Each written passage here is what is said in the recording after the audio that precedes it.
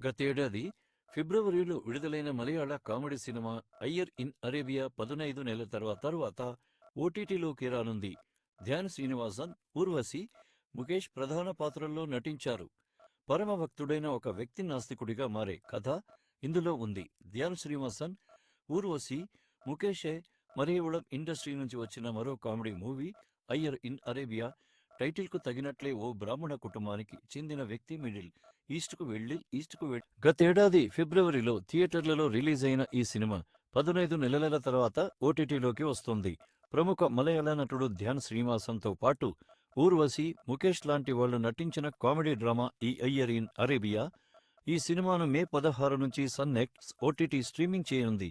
గత ఏడాది ఫిబ్రవరిలోనే రిలీజైన ఈ మూవీకి పెద్దగా రెస్పాన్స్ రాలేదు. ఐఎండిబిలోనూ 4.6 రేటింగ్ మాత్రమే నమోదైంది.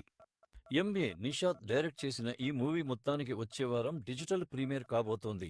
అయ్యర్ ఇన్ అరేబియా ఓ బ్రాహ్మణ కుటుంబం చుట్టూ తిరిగే స్టోరీ. ఇందులో శ్రీనివాస అయ్యర్గా ముఖేష్, అతని భార్య ఝాన్సీ రాణిగా ఊర్వశి, వాళ్ల కొడుకు రాహుల్గా ధ్యాన్ నటించారు.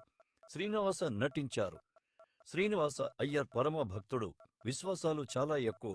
అదే సమయంలో ఝాన్సీ రాణి మాత్రం ఓ నాస్తికురాలు. అసలు ఏ పట్టింపులు ఉండవు. ఈ నేపథ్యంలో రాహుల్ ఓ ఉద్యోగం కోసం దుబాయ్కు వెళ్తాడు. అక్కడ అతడు వేరే మతానికి చెందిన ఓ అమ్మాయితో ప్రేమలో పడినట్లు అయ్యర్ అనుమానిస్తాడు. దీంతో భార్యతో కలిసి అతడు ఆ దేశానికి వెళ్తాడు.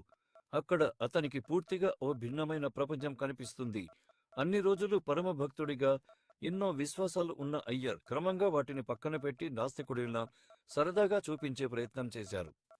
ఈ సినిమాకు థియేటర్లలో మిక్స్డ్ రెస్పాన్స్ వచ్చింది. మరి ఓటీటీలో ప్రేక్షకులు ఎంతవరకు ఆదరిస్తారో చూడాలి. చివరగా అయ్యర్ ఇన్ అరేబియా సినిమా ఓటీటీలో ప్రేక్షకులను ఎలా ఆకట్టుకుంటుందో చూడాలి.